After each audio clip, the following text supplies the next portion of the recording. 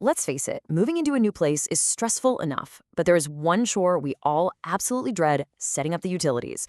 You know the drill: the endless hold times, the confusing paperwork, those surprise fees. Well, what if I told you that establishing your water service in Jersey City doesn't have to be a nightmare? In fact, you can knock the whole thing out entirely online in just a few minutes. Welcome to This Explainer. Today, we're building your ultimate survival guide to Jersey City's water services, so that the moment you turn the key in your new door, the water is flowing without a hitch. Let's dive right in. Seriously, we've all been there. You're sitting surrounded by a mountain of moving boxes, desperately trying to figure out which government office you actually need to call, or worse, visit in person, just to get the basic necessities running. Well, take a deep breath and let all that stress go, because navigating the Jersey City water system is actually surprisingly streamlined once you understand how the framework operates. By the end of this, you're going to know exactly how to bypass all the usual confusion and get your essential water service set up effortlessly online. Here's our agenda for today. 1. Welcome to Jersey City Water. 2. Setting up residential service. 3. Navigating bills and payments. 4. Builder and contractor permits. And 5. System updates and advisories. Section 1. Welcome to Jersey City Water, the two-track system. So Jersey City actually operates on a pretty unique bifurcated utility model. Think of it like a two-track system. Over on the left, we've got the JCMUA. That's the Jersey City Municipal Utilities Authority. They are essentially the physical guardians of the system. So if you're a builder looking to dig up a road, tap into a water main, or get your engineering schematics approved, the JCMUA is your go-to agency. But on the right, we have Veolia.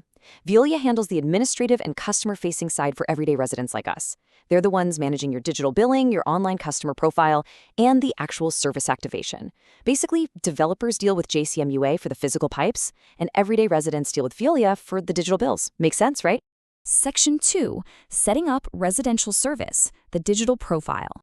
Now, if you're a new resident moving into a place that already has active plumbing and an existing meter, establishing your service is incredibly easy. You just head over to mywater.veolia.us and create a digital billing profile. Since there are no physical network modifications needed, you just plug in your address, pick your billing preferences, and you're pretty much done. But honestly, here is the absolute best part.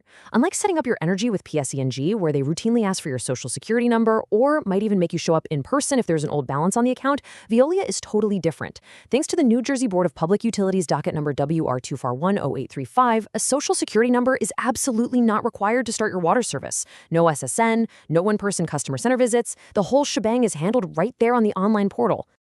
Section 3. Navigating bills and payments, the monthly shift. Take a look at this quote from Joshua Rosario in the Jersey Journal. He notes, "The long-haul effects of COVID-19 aren't just physical.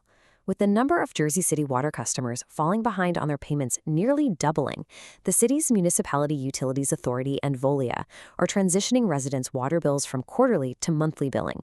This really puts things into perspective. It beautifully contextualizes the very human reason, that pandemic-related utility debt, behind a massive administrative shift that directly impacts how we all pay for our water today.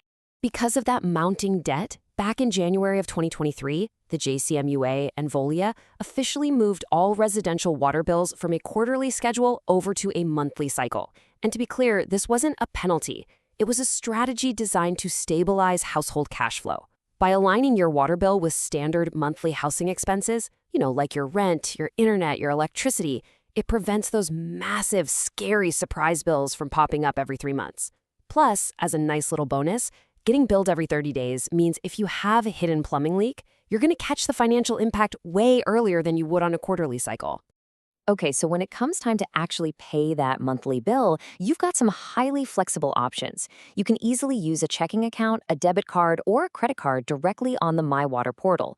But if you're looking for a really fantastic tool to help manage cash flow, check out a third-party service they offer called PayLater. PayLater essentially settles your Veolia bill upfront and then lets you repay them in 3 easy installments every 2 weeks. Super helpful. Of course, if you're a bit more old school, you can totally still mail a physical check to their P.O. box in Newark.